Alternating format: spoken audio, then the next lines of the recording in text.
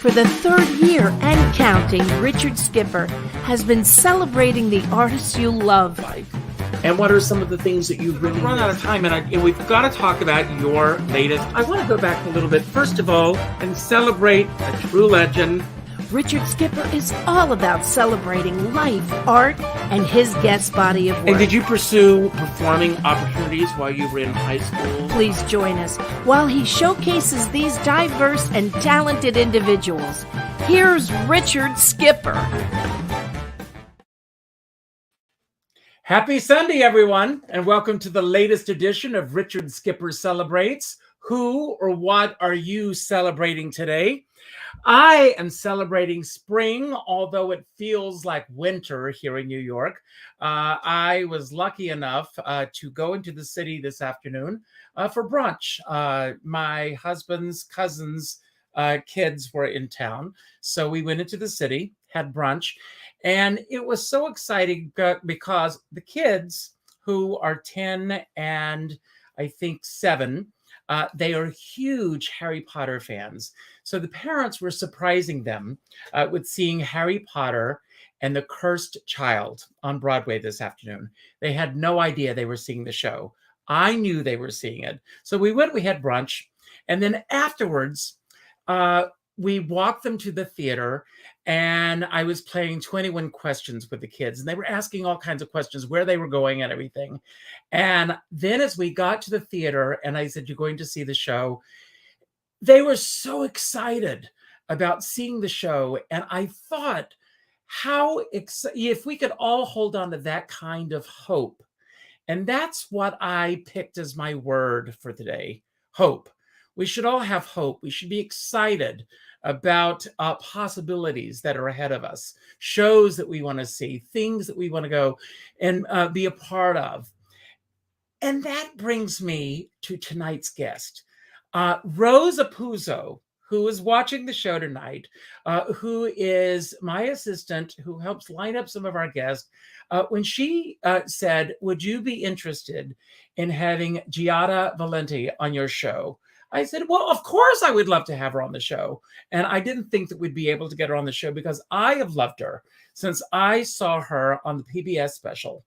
And we reached out to her, and it was not easy to get her here, not because she didn't want to be here, but because she's always working and she's been traveling. She's in residence now in Las Vegas, but we finally made it happen, and she's here tonight.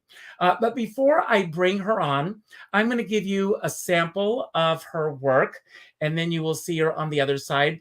And I've got a very special giveaway that we're going to give away tonight. So those of you who are tuning in tonight, you're in for a very special treat. So here she is. Enjoy this. You are in for a treat.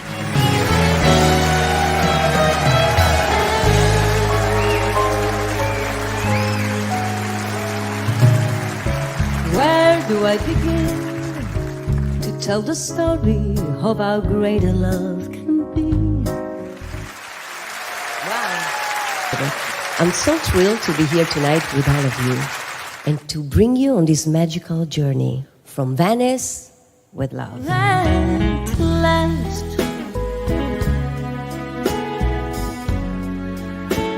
the skies above are blue. You're asking me, will my love grow? I don't know.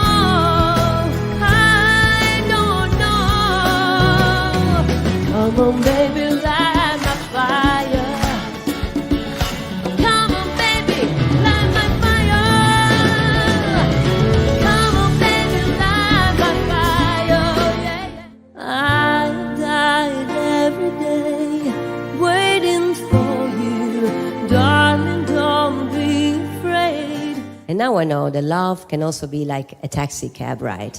Right. Yeah. When my rhythm start to play, dance with me, make me sway. I'm his and he's mine. That's the reason why my heart beats.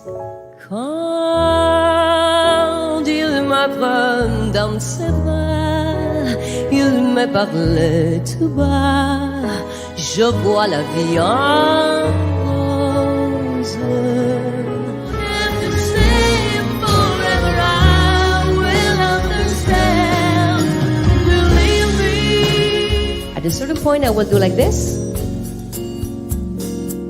and you will be singing loud in perfect Italian, and you are going to be part of my dream forever, because I'm going to take you here in my heart. Are you ready? Shall we go?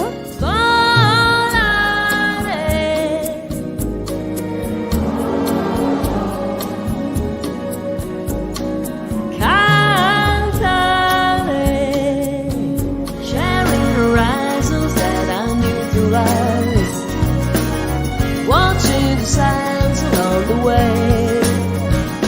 We all have a special place or time where we were really and truly happy. Let's close our eyes and imagine ourselves back there once again.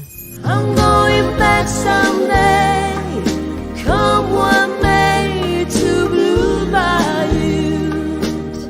This song is just for each and every one of you, from my heart to yours. Could simply fly away.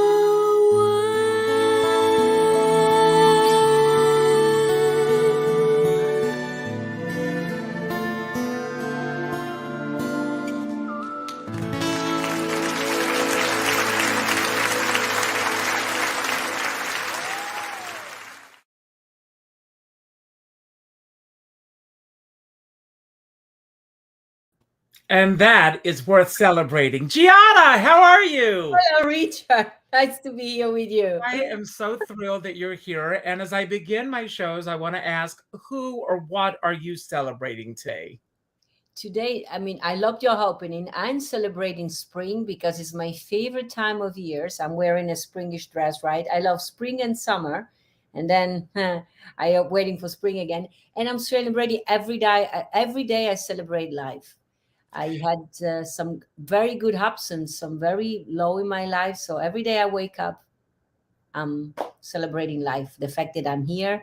And today I'm celebrating also to be here with you finally. Well, I am so thrilled that you were here. And Rose. Rose. Everything's coming at Rose. She's here. She's watching. You and you did an online concert this afternoon. Yes, I finished it half an hour ago. I know. You rushed to get here just before this. And it's amazing what you have done and what you have created out of COVID. You do a cooking show. You've got your singing show.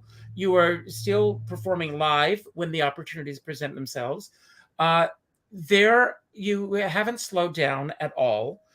You are still performing. And I do want to tell everyone now what I was thinking, what can I give away tonight? And I was thinking of this. You are going to be performing at the Smith Center. Yes. My dear friend Julie Budd performs there when she's in Vegas. So this is my giveaway tonight. I'm going to give away to a lucky winner tonight. All you have to do is put in the word hope, #hope, and I will give away a free live stream to your concert. I'm going to get one for myself, of course, but I'm going to give away. So everyone tonight who's watching, put in #hope, and at the end of the show, we're going to give away one. And I begin my shows with a random question that I haven't even looked at. So here's the random question tonight. What's your best scar story? Scar story? You Yes. mean scar? A scar story. It could be an external scar or an internal scar. Well, external scar, it's something I have here on my eye. I don't know if people can see it. It's here. Wow. And actually, I don't recall this one, but my parents recall that very well because I was a kind of a tomboy kind of little girl. And even though, singing and performing as a young girl was my thing, I really loved to go on a bike and do all kind of crazy things as a young kid. And my parents were giving a party. And I was staying with my grandmother. And so my mom said, make sure that you don't have to call me that something happened to that kid, that she's going crazy. And It happened, Richard. I took my bike, and my grandmother had a little garden. So I went full speed with my bike against a vase with flowers, and the Mhm. bike went the other way around. So I cut my eyes, and I was bleeding like things. So my parents had to interrupt the party because my grandmother didn't have a car, and somebody needed to take me to the emergency room. So to that day, my mother always say, "You always ruin everything. You and you." So to this, and I have a scar. Yeah, that reminds my parents always say, "Yeah, yeah." I have many scars, by the way, on my legs too, because I was doing kind of crazy things. I was like, I'm very not good in any kind of sport, Richard. You should know that. But Well, it's either that or just creating attention. That's also another thing that it could be about. I wasn't adventurous as a young kid. Somebody said, "Can you do that?" And I was like, "Yeah, sure, why not?" Without even having any idea if I could not, like jumping high or jumping down. And so I'm always got in a kind of trouble. My grandfather was always saying to me, "You're gonna get." I bumped my head so many times. I have another scar in here. And about internal scar, well, I have. Like everybody, I guess. I don't like to talk much about the bad things that happen in our lives, but we all have something. But you know what? Like, I mean, I don't want to go into that deep, but we all have. And I think that the scars that we get internally make us better person. They make us realize how lucky we are when we have those good moments, the good things in life. So all my internal scars are a blessing for me. It's something that I really cherish, sometimes privately with myself. And I thank even God for that one, because from each one of those, I've learned something in my life. So nothing to complain. Well, I'll talk about a little scar that I have, unfortunately. Um, my husband and I, we years ago, we went to on a cruise, and he always wanted to go to Venice. And so we were in Athens, and we were coming back to the States. So we flew to Athens, from Athens to Venice, and I got food poisoning. Oh my God. And unfortunately, and I in Athens, and I was not able to enjoy. We were only going to be in Venice for one day, and he was so excited because this was a trip of a lifetime. Always wanted to go one day, and so we were not able to enjoy Venice. So when I think the fact that you grew up there, and I saw these photographs of you in Venice and everything, I mean, you were born there. Um, where did this love of music, and where did you discover that you had this phenomenal voice? And it's just unbelievable. And you sing in so many different styles of music. But did you grow up in a musical household, first of all? So, musical house, not really, musical lovers. And my grandmother was a soprano, but she had 7 kids, so she had to let go of her career. Was soon after World War II. So, but she's the one that discovered my passion for music in church. Of course, she was taking me with her. She was part of a choir, and I was singing with all these beautiful angelic voices. And she noticed that I could carry a tune, so she sent me to music school when I was a little girl. I was really 5 years old. I don't recall anything, but they told me I was already singing and having piano lessons that young. For the rest, I'm always say, funny that you said and about Venice, and I mean, I hope you can go back to Venice, Richard, Oh, because I've got to go. every corner of Venice, every corner of Italy, in matter of fact, is like an open air museum. And when they ask me where is my love for music came from, and is my love for life, because I do believe in true love. I see love in everything, even in the scar in my heart. And it comes from Venice, because I mean, nothing in Venice is perfect. Venice is old. Everything has scars from Mhm. time. And yes, you look at those things and you can see it, you can feel the beauty, you can see that, you can feel the history. So I grew up in Venice, where all the people gather there to celebrate something special. I'm sorry that you were not able to celebrate your special day, but you have to come back with me. Maybe we go to Italy together. That would be That's fun. a date. That is a Let's date. say Yes. Richard and Giada in Venice. Now we're gonna You all heard it here coming first. back. We're gonna never coming back.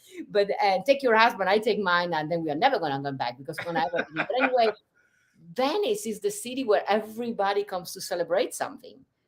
They celebrate love. They come there to get married. They get there to get engaged. They come back there for anniversary. So as a little kid in Venice, you see people hugging, kissing, so for me, love was and happiness is everywhere. And we have these traditions. We have 365 bridges, and there is a traditions that you have to kiss the person you love under Under every every bridge. So bridge, under every bridge. we really do. I mean, as a young girl, I was saying, "Daddy, I love you," and kissing my father. Then later, I was kissing boyfriend. So, but that's the traditions. So love has made me the hopelessly romantic. Can you say that? Because some people say, "Yeah, love doesn't exist." It doesn't. I mean, No, of course it eternal does. love maybe doesn't, but I think it does. I don't know. And there is so many. Love is can be. I mean, love for life, love for a person, love for a cat, love for a dog, love for a stone. When there is those discussions, should this on that one love this and that and the other? I said, why not? When you put the words love before something, anything after that is possible. So you can love a dog, you can love a chair, you can love anything. For me, love is love. Love is love is love. Absolutely. Absolutely. So you started singing at an early age. You've got this voice. When did you first begin that you were going to embark on this path as a singer? Because I mean, I know that you came to the States at a very early age. You're still very young, but you came to this. Thank you Yeah, for that, Richard. well, it's true. You came to the States at a very early age, but how did that transition happen for you? So this is a question that I mean, the first time they asked me, I had to think a little bit. When I decided to make a singer, I didn't know because actually, Richard, I never made the decision. Music has always been something that was there, was in my life, was in my vein, was my everything. But my parents were. I was the only child. I'm the only child of my parents, so my parents always wanted the best for me, security in life, which it went completely wrong because I chose music.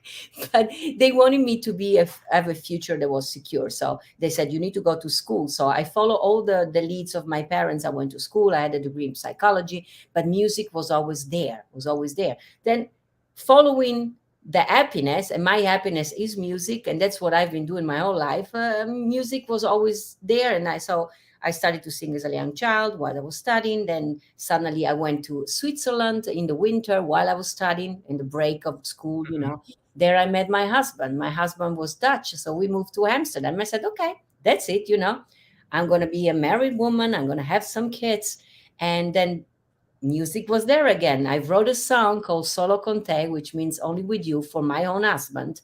And it was a pretty song. So somebody said, hey, there is a song contest for Italians living abroad. Would you like to do it? I said, yeah, why not? So I send the song, I get chosen, and I get a record deal with BMG. So, and a full album of original song there.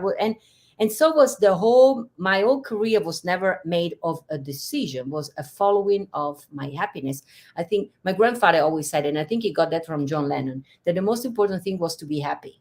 Mhm. Because when you're happy, you have everything, and all the rest fell into pieces, and Absolutely. you have the puzzle. So, and it happens, the music is my happiness. So I have not made the decision to be a singer.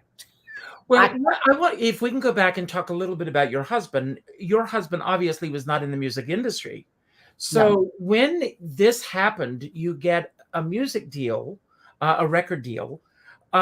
This happened, it must have been like topsy-turvy for both of you, that your entire world and your lives completely changed on a dime.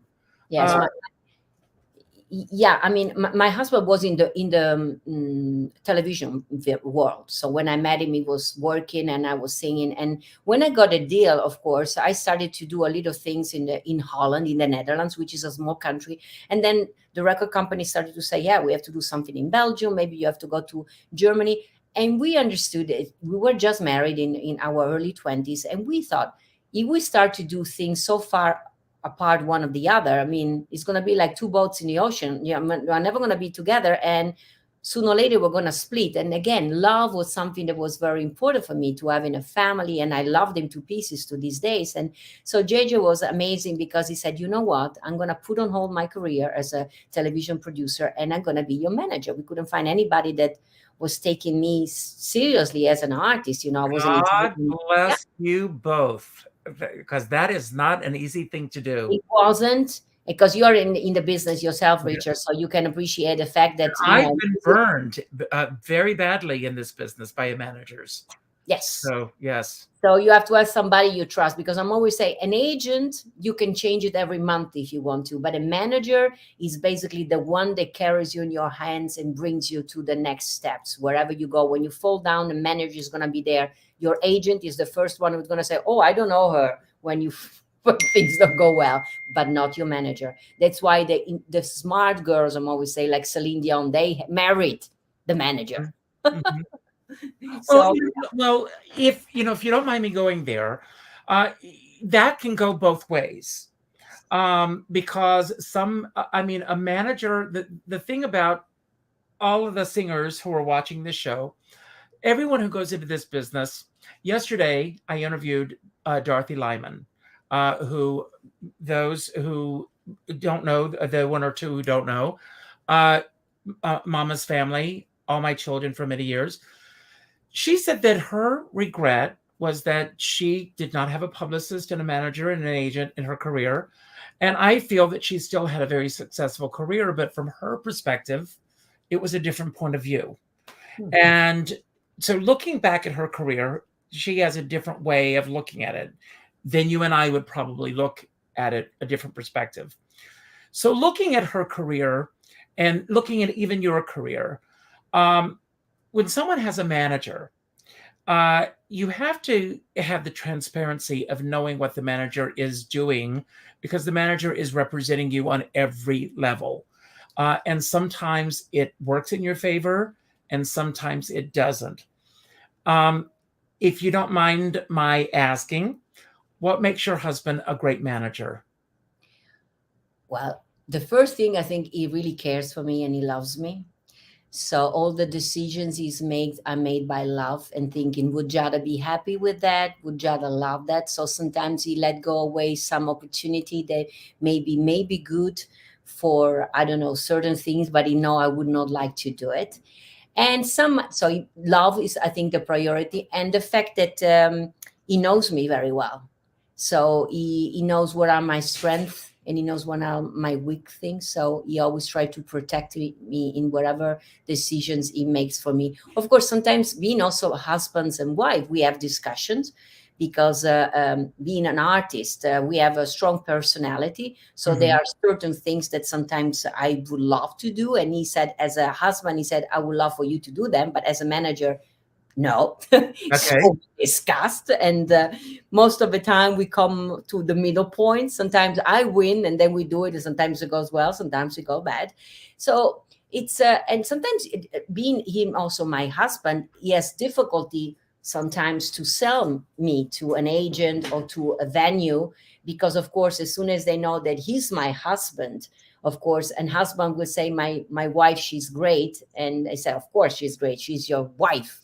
So But sometimes, excuse me for interrupting, but is that still the case, even with the history that you have behind you? yes, it is. It is. A lot of people, we don't really go around saying we are husbands and wife. And many people, they don't know. We get sometimes to a venue that they book me, and then they still don't know we are a couple. And then during the show, I said I would like to thank also my husband, and you see them looking like, huh. Uh, So because now many people, they book you without going into deep, like doing it. So yeah, it still is a thing. They are like, okay, I understand, she's and another thing that drives me crazy, first of all, I don't find myself beautiful whatsoever, because I grew up with so many things that I thought it was ugly and whatever. So now sometimes they say, oh, she's a beautiful girl, she's a beautiful woman, blah blah blah. And you know how many people sometimes, they, because I have a kind of a look, they when I go there and I perform, they say, oh, she's good. I always thought she was a pretty face. And that really makes me mad sometimes. We should not judge people for their appearances. We should not judge them for their age. We should not judge them for anything, but people still do. And I'm like, and it's like funny, because as an artist, you have to look good, because otherwise, if you look, I don't know, too fat or dirty hair or whatever, they don't book you, because yeah, she doesn't look. But then if you look pretty, they said, yeah, I'm sure she's pretty, she's nothing there. So I'm always like, oh, mainly with women. of and course. and I Well, do. Farrah Fawcett Farrah Fawcett was a great actress. Right. Elizabeth Taylor was a great actress. But because their beauty preceded them, people didn't always necessarily treat them as being a great talent as much as they should have.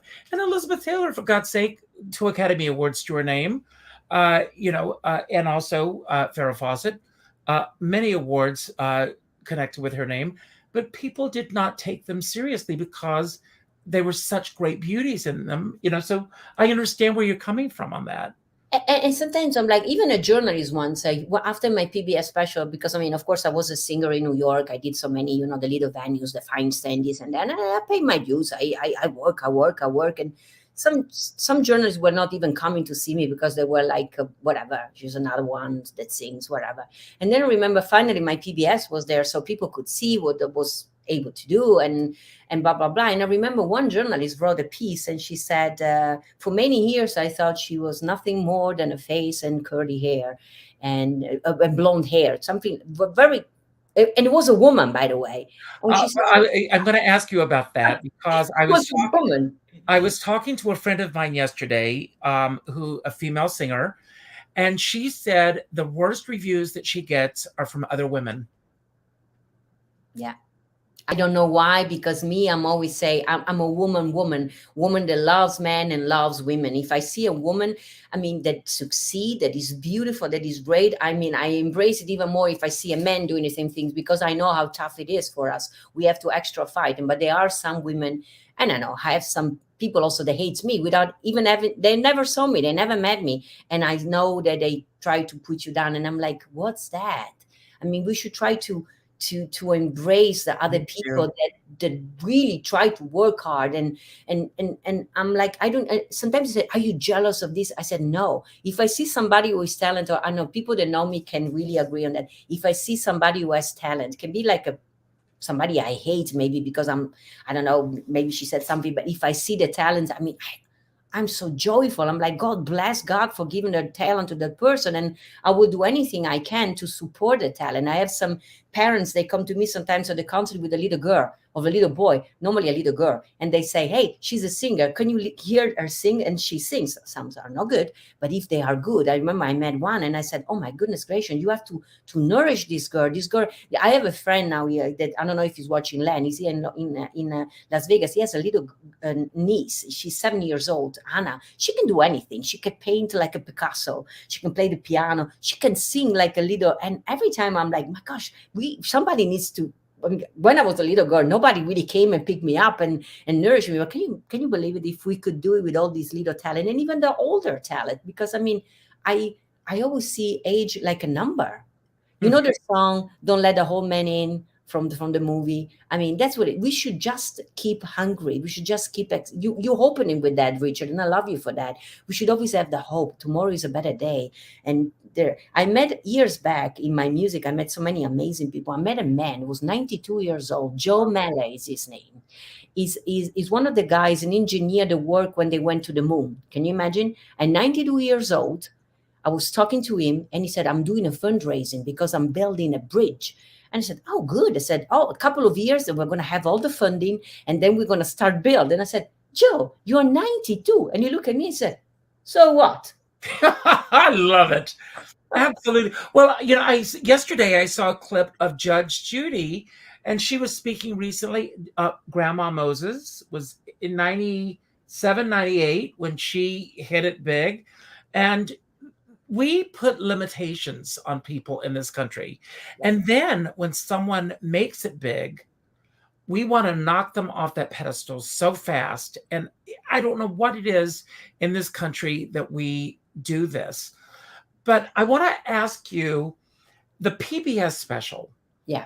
How did that come about? And when that happened, I mean, your whole life must have changed. And and it's in your promo, 1,500 times that this has been shown. Can you believe? Yeah, I know. And even more so since then. Yeah, it was like, so I moved to New York City in 2006.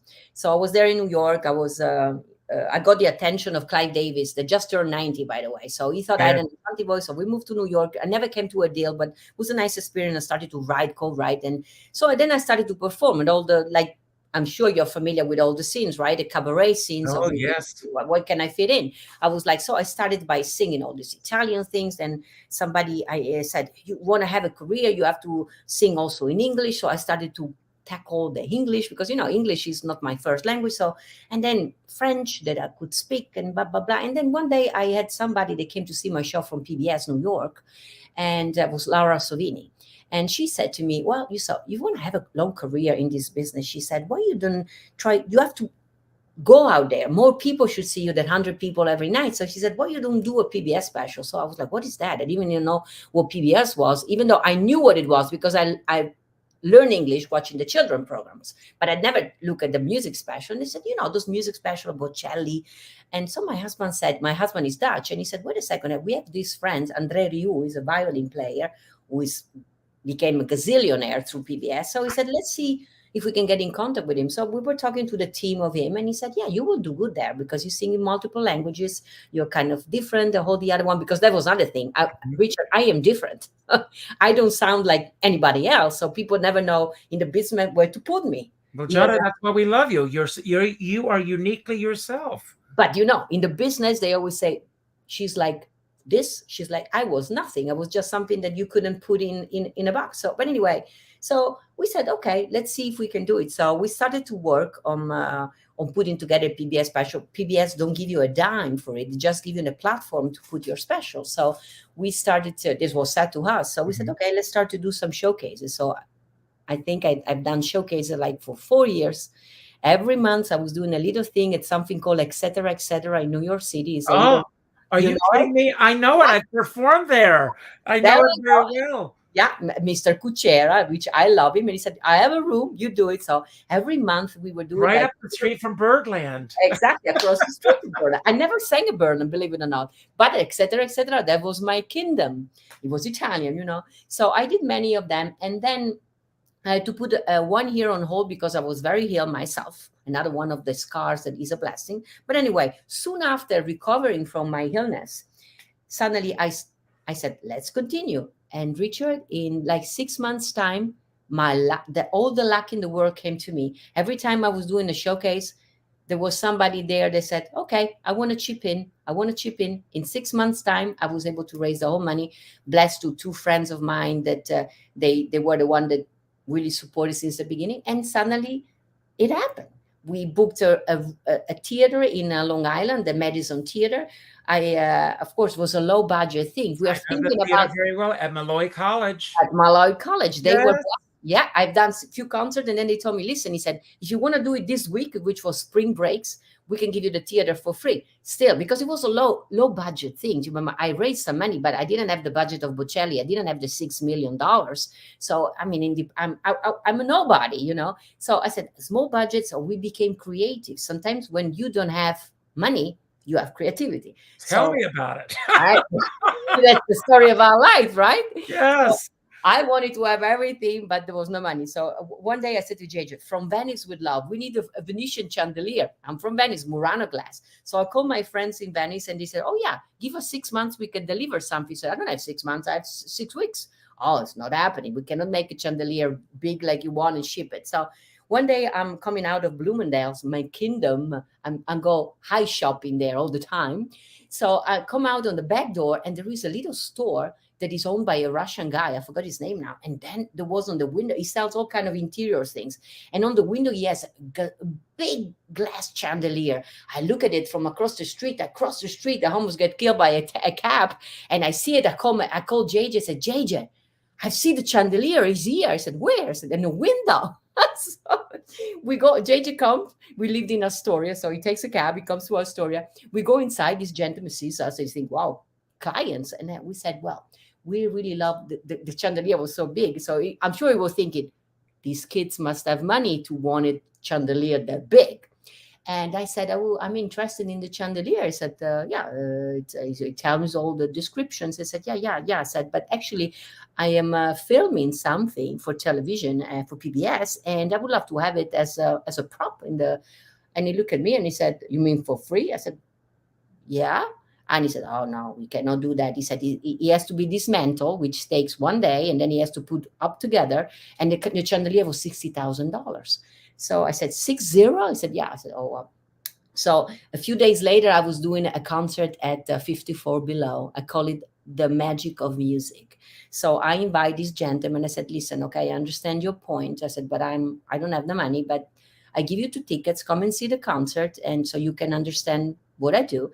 And then if you can help me, and otherwise you enjoy the night of music." I said, okay. He came with his wife. She was pregnant. Richard, you know the story. I sang, "Oh, where do I begin?" And when I started to sing, I saw the hands of the two. So at the end of the show, the wife said, "You have to help this girl." Richard, we got the chandelier for $200 to pay the guy that was coming to put all the chandelier together. People should go to the clip and see it. And then soon after the concert to take it down. And the whole making of the PBS was just like a lot of people chipped in to help me. I wanted to have a stage that recreates Venice with a nice, in my head, because I have a big imagination. So I wanted to have this magnificent staircase that was coming down. And my husband was like, "There is no money for it." He said, "We'll find a way." So then one day, so I said to JJ, "They can build it for us. There are so many people in New York. They're so talented that they build all this stuff." So we went to a couple of people. Some said, no, we cannot help. Sorry, it's going to cost too much money. We have too much. And then finally we got to this place in Brooklyn, a little girl called Mike Cangelosi, Sicilian, of course. And I said, well, and he had just done something for Saturday Night Live. He had built a set, and he was like, "It was so much fun." So he said, "But let me think about it, because this is quite a big thing that you want to," because he said, "I have to design it and build it." And then the guys got home, and at the same time he called me and he said, "I didn't know. When I told my mother, Rosalia, that you came to the store today to GMP Wood, she was like, 'You met Giada Valenti.'" I said, "You know her?" I said, "I love her music." So God bless Rosalia, which is now, they are two of my dearest friends. And so he said, "Mama said, I need to help you." So in 4 days, he built that stage. And of course, we paid the materials and some of the stuff, but nothing comparing to what normally, you need. So I'm always say, you have to be creative, you have to be kind, and ask around. There is gazillions of people that are so kind, that always want to help people that have dreams. This is the United States of America, by the way, Richard. I can never stop saying that I love my country. I love Italy, but no place in the world like the United States. There are people willing to help people with dreams. But I also believe if you believe it and you can conceive it, it can happen. You have to manifest it. So I want to show another clip. Okay. Because I picked this song because it's one of my favorite songs that you do. Because I think it's the perfect song to go with this story. And then I've got the perfect question to ask right after this. So here you are again. So take a little break, and here you are. Him, Salvatore Guaragna. At last,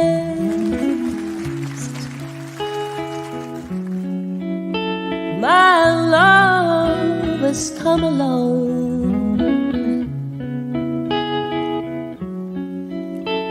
My lonely days are over, and life is like a song. Oh, at last,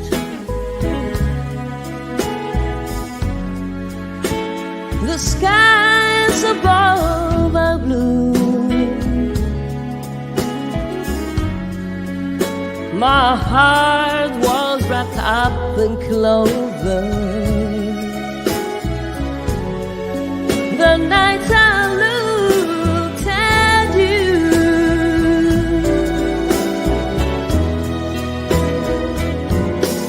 I found a dream that I could speak to, a dream that I can call my own. I found a freedom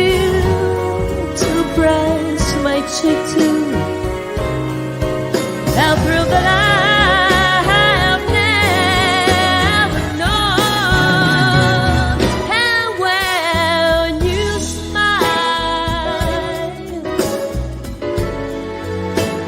when you smile, the spell was cast. And here we are in heaven. For you are mine.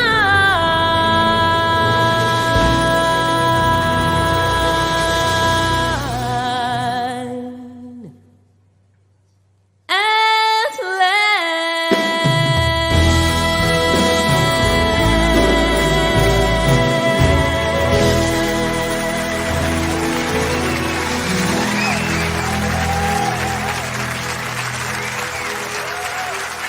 Thank you so very much. And there's that chandelier. There's So the night that this aired, the first time, where were you? And did you have a group of people watching together? Actually, it airs all over the place, but I watched the first time he aired in New York City on Channel 13. And yes, I was with actually only my husband, because at the time it was my family. And remember watching, and I mean, it was surreal.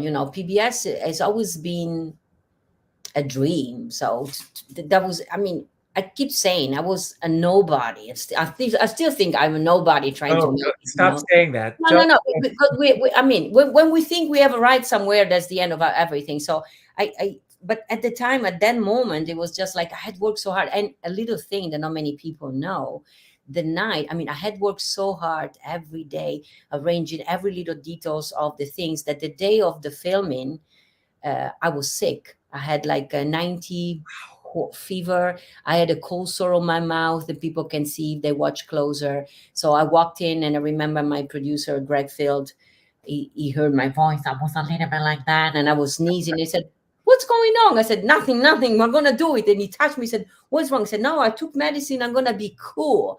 So, but Richard, when I was on stage, I mean, I was a little bit nasal, but I always say even Celine Dion is, and it didn't create any problem for her. I sang it. I've done it. I forgot everything about it. And then when it was for the first time on PBS, of course, I was like, I couldn't. It didn't go that well in the beginning, because people needs to call. But I was a new artist. I was competing that year with Andrea Bocelli. Mhm. So the ticket sale didn't go that fast.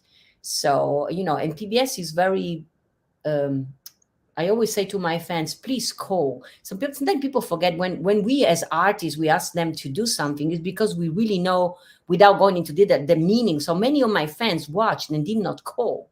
They were like, we're going to call tomorrow. So in the beginning, PBS thought, okay, so people don't like the show. They're not calling. They're not broadcasting. So because of that, in the beginning, we almost lost all the airing, because they were like, nobody calls. Then later, when I was talking to my friends and my fans, they said, no, we didn't call because we were watching. We're going to call tomorrow. I said, no. Unfortunately, this is the way the system works. Absolutely. I stress this over and over and over again. If you see something on social media that you like, comment, Yes. like it, and share it. Yes. Because if you don't do that, it disappears. Yeah. Also now, I mean, if they see this video, I know that many of them are on the chat, but then when you're done, go underneath, put your like and write the comments. And I try to make them understand, for instance, I have 3 pages on Facebook, 2 friends pages and 1 fan page. I keep saying to them, put your likes on my fan page. I said, yeah, but I want to be friends. I said, we are friends, but I need your likes over there, because even agents, even bookers of theaters around the country, they go and watch our social media. So when I always stress, and they know, the real fans of mine, they know, but we really need them to show, because just the fact that they love us, but if they don't do it with the thumbs up or with the comments. Say, oh, I watch your videos, I watch your shows and everything. But people, they don't leave comments. They don't. And I go, well, that doesn't, years ago, Carol Channing, and I drop her name a lot, I know that, but she was doing a show in Fort Lauderdale, and she said, they don't like me. And Leroy Reams was doing the show with her, and he said, Carol, they're all smiling out there. She said, you can't hear a smile. How good is that? Yes, yes. She said you need to hear it. So please always leave those. But I want to ask. I've got some questions that I'm going to ask in a moment. But I do want to ask you because you also are a cook. Yeah. What's your best dish? Oh, well, something that sweet is tiramisu, because, I mean, I really do that. I give even a class how to teach tiramisu, and some real professional people that make tiramisu, they said that mine is even better. And the secret is, Richard, I use less sugar than most of the people do. And I do very good risottos. I'm from Venice, of course. Rice is very popular. Risotto is very famous. So I do pretty good risotto with any kind of things. I mean, Italian food is my thing. I can cook any kind of pasta, and I'm not a chef. I just somebody that loves to cook. That's why I always say to everybody, if I can cook, everybody can. And just I always said, follow the recipe and then put a little bit of yourself, a little bit of love, put some music on, and that's what I do. Sometimes I make experimental food. So my husband gets into the kitchen, JJ, whole happy, said, "Oh, what did you make?" And I said, "I don't know. We're gonna find out soon." Sometimes it's very good. Sometimes so much of your time is spent in front of the camera or on stage and everything. What do you do in your off time? Do you ever have time to just let go and just get away from it all? I do, and when I do, or I live in Vegas, so we have already summer here. So I like to sit either on my balcony over the pool, and I like to walk outside. I like to watch to binge watch television. So I don't have much time, but any seconds I get, I like to watch all the series, Netflix, Amazon Prime. I have them all, and I like to watch from comedy to I'm always say I am a singer, but I think in another life I could have been a director, because I see everything in picture. Even when I have to memorize a song, I paint pictures in my head. So I said round like a circle in a spiral. So I see all the stuff and I do with because I try because English is not my language, so I have difficulty sometimes. Well, you'd never know it. Yeah, I mean, you do it so well. So we're going to give away. I'm going to give away a free live stream to your show. Awesome. So I'm going to bring this on. Hope is the word. I've got your favorite color in the background, red. Red. And so my homage and my tribute to James Lipton inside the Actors Studio. I've got some random questions for you. And the first question is, what did you not like doing this past week? This past week? Oh, I needed to make a few phone calls to the bank. They need to refund me some money, and that's never fun to discuss with those people. Okay. Hope. What gives you hope in today's world? People like you. There are so many good people in the world, and my fans. Thank you. That's a very kind thing to say. That means a lot to me. Thank you. Based on the week you've just had, what's one question that you think that you need to ask yourself more often? Oh my gosh. Are you really sticking to your diet? Well, you look great, so I think you are. Not always, but I'm trying to lose some weight because they're making a very tight dress for me to wear the 20th of April. So I'm trying to, but I love food, Richard. Shh. Well, you look great. What do you think is the best possible attitude to have in this business? Oh, to be kind, to be humble, to be grateful. I close the show every time with something that my grandmother told me when I was a little girl, and I really mean that really shaped me as a person and as a human being, to be grateful. My grandmother used to say that if one day I was lucky enough to do what I love so much, so be music, she said, and you're going to have an audience, you're going to have somebody that buy tickets, buy your CD, all the things that, we artists need from our fans. She said, don't you ever forget to be grateful for each and every one of them. If it wasn't for them, you would be singing under the shower. And how true is that? It's absolutely true. And I feel the same way. Every single person who takes the time to show up, I'm grateful. I really do that. Me too. What gave you an added boost of energy this past week? Had a boost of energy this past week. Not probably also getting a request from you to be in your show. I mean, wow.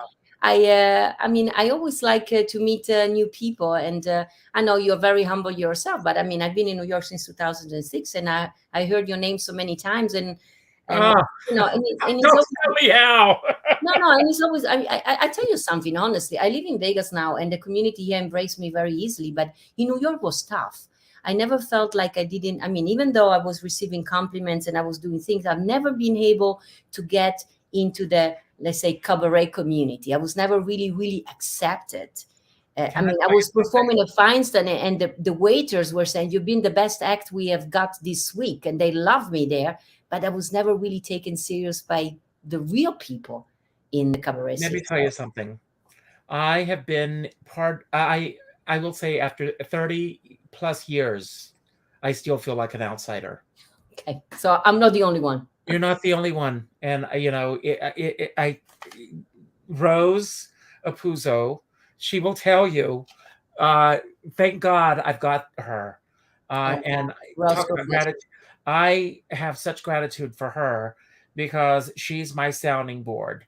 Because Oh, so many times I go, if she hears me going, I can't go through this anymore.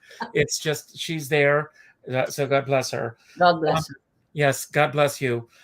What do you not like doing?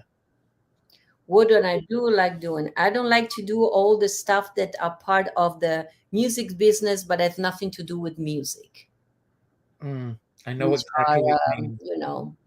are many of them, like phone calls, email, mostly in my case, trying to reach out people for support. I'm an independent artist, so I'm to record music. I need support from people, and sometimes I feel like I'm begging people for help. While I know that I'm not begging for help, I'm just asking for help because I want to give back some joy with music, and that's sometimes tough for me, but I know it's part of the business, so no complaint. Now, this is going to be an odd question I'm going to ask you, but as a child, did you ever steal anything? And if so, what did you steal? Actually, I never stole anything because my father is a police officer.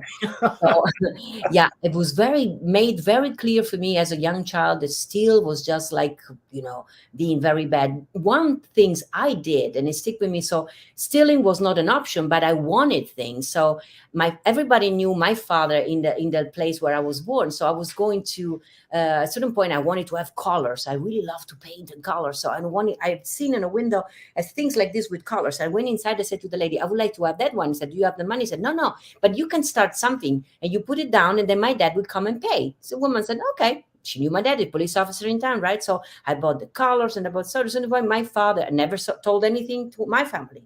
One day my father is passing by and the woman stopped and he said, oh, Mr.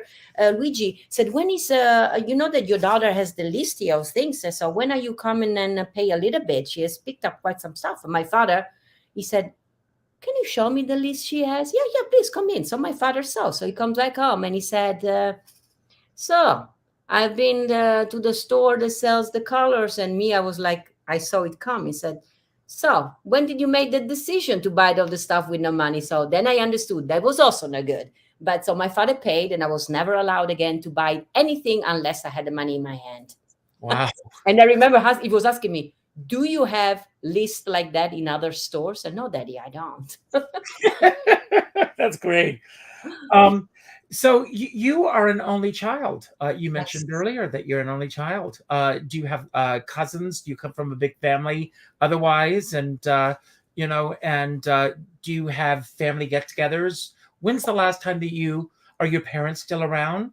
Yes, my parents still around. They're doing very good, and I saw them like a month ago, and I'm going to see them in 2 weeks because I'm going back to Venice. Yes, I'm the only child. I have a cousin that is like my brother because he didn't have a mother. She died giving birth to him. So we grow up together in the house of my grandmother, and we call each other brothers and sisters, but we are not.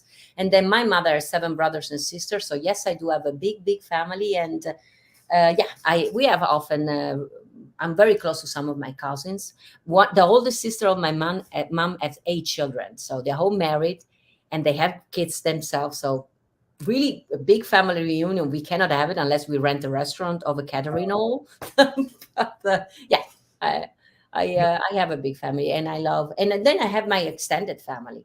During COVID, I started the things of Giada Life, and I started to keep company, people cooking, singing, all the stuff you said. And I started to say, let's create this circle of love. And I have so many people that now are watching you, Richard, and you're going to be part now officially of the circle of love because Oh, I love that. Absolutely. and they are amazing people from all over the world. Some of them, they never met each other. Some they did. And they're always there for me. Now they're going to be there for you. And we just share the passion that we have for love. So it's an extended family. And I have a single that comes out next week every time. And it's an original song that I wrote. It comes out April 15. And I wrote it when my circle of love was small, with my mom and dad and a couple of more people. And it's for all the people that are there for us, Richard, when we have the incredible ups and the even bigger down. And they're always there, like your Rose for you, Rosa Puzzo for you, and so many for me. Yeah. So it's called Every Time. And people can go on Spotify and listen and make that. I would say, I stress it. I wrote it, but it's for everybody. I share it with your people, all the people that are important for you, and every time you call them are there. That's wonderful. I pulled this passage. I have a calendar on my desk, and this is a passage from the calendar. I'm going to read this. It says, when I'm nervous about something like a work meeting or a confrontation with a loved one or stepping outside my comfort zone, I give myself a pep talk beforehand. And so today I'll ponder how I pep talk myself, remembering that I'm loved, especially by me, no matter how things turn out. That unconditional love could make me feel more relaxed, which could make me, whatever I'm facing, go more smoothly. And my question to you is, do you give yourself pep talks? Oh yeah, I do it all the time. So much so that JJ said, what are you talking to? I do it constantly. Good. And this is my last question for you. Whose thoughts would you have most liked to have read this week? Which song? Can you repeat it? It's my English now gets me in trouble. Oh, that's okay. Whose thoughts would you have most liked to have read this week? Oh boy, I don't know. yours. I don't know. Mine. Okay. Well, I'll share those with you. You always say good things, so probably yours, because I for the little that because we met today for the first time, you seems to be like me, very kind about. So your thoughts. I think it's important. So I'm going to show you how we give this away. This is what happens, and someone's going to get a free live stream to your show, and let's see who it's going to be. It's Patricia. Do you know Patricia? Patricia Campana, she's part of my circle of love. She's from San Diego. She's an amazing supporter of music and arts. Wow. Well, then she's the perfect person to win tonight, Patricia. My email address is richard@richardskipper.com. It's easy to remember. Wow. richard@richardskipper.com. If you'll send me an email address, I will take care of this, and I will send you the link so that you'll be able to log on the 20th, and you'll be there as I will as well. And I'm going to remove this, and then I'm going to bring this up here. And I want to thank you so much. I hope you had as much fun as I did tonight. This hour flew for me. Oh, yeah. Rose Apuzzo, thank you for making this happen. And I want to thank you all for showing up tonight on a Sunday night. You could have been anywhere else tonight, but you chose to be with us. So thank you. If this is your first time here, for all of you who are watching tonight, I hope it will not be your last time. My show is all about celebrating. It's about celebrating life, celebrating art, celebrating artists. Please consider subscribing to this channel. Leave a comment on YouTube. Even if you left comments here during the show, it's important that you leave comments after the show. So leave a comment on YouTube, share this with your friends, and tell others. And also follow both of us and let us know what you think about anything we're doing. And I know that Giada will never get out of line, but if you feel that I'm getting out of line, let me know. I will get back in line for you. So I always end every show by telling everyone to go out and do something nice for somebody else without expecting anything in return. This is something you can do. You can go to Giada's website and you can order 2 links for the concert, one for yourself, and then you're going to go to Facebook And the first name that pops up, you're going to order one for that person. And you're going to let them know about the concert. And then you're going to call that person. And you're going to tell them what they mean to you. Not with an email, not with an inbox message, not with a private inbox message at all. You're going to call them. And you're going to let them know what they mean to you. Because you don't know what people are going through right now. And as my dear friend Sean Monager always says, we're all in this together, but we're not in the same boat. And I always say, if you're going to go out in a boat, make sure, especially if you're going to Venice, make sure you bring a skipper along. So, Giada, I'm going to leave the screen and I'm going to give you the final word. Anything you want to say about anything that we talked about tonight that you want to build upon, anything that we didn't talk about that you wish we had, or just any message that you want to leave everyone with. And don't worry about how to leave, the show. As soon as you say goodbye, the final credits will roll. You're welcome here anytime. I've had such a blast. I'm such a fan of yours, and this has been such a great honor. When will you be back in New York? I hope soon. I don't have any plans. Actually, I'm doing a concert the 20th in Las Vegas, and then I'm going for more than 1 month to Europe. I have a few projects coming up in the Netherlands and Italy, and then I'm back in June here. But I hope soon. And next time I'm in New York, I really hope that we can see each other old-fashioned way, with a hug and face-to-face, because this is the new way to meet each other. But I'm still an old-fashioned person that like the human contact. I want to leave you by saying, Richard. Okay, I'm going to leave the screen and I'm going to give you the final word so that you can well to yourself. Final words. Okay. So sad. So first of all, thank you for having me here. It's been amazing, and you're very kind, and I enjoyed every second of it. Thank you for having me. Well, you have never been to Venice. We didn't talk about it, but I organize every year a trip to Italy together with Perillo Tour, and it's going to be in October. Richard, if you want to come with me and your husband or boyfriend, if I understood well, whatever, you're welcome to come. And everybody who's watching is welcome to come. It's 10 days to Italy. We're going to have tons of fun. We're going to be cooking, drinking, singing. There is one concert in Florence. So it's amazing. And thank you for giving away one of my live streaming tickets. You can give away more, and I hope to have everybody. I'm very glad I'm going to have you. And everybody that enjoy my music can join me also on Sunday on my Patreon page. I'm going to give you a free pass to you, Richard. So next Sunday you can be with us. A lot of people that were watching today, I know they're going to be big fans of yours. I also learned during the COVID American Sign Language, and I'm going to leave you, thanks to my friend Diane Fiorentino, that she has a son who is deaf. And this is the most important thing I've learned from that, which is I love you. So I'm going to leave you with my love you. And this is another sign I love, which means let's stay connected. Thank you, Richard, for having me, and each and every one of you. Love you guys. And I really, truly hope to see you all very, very soon.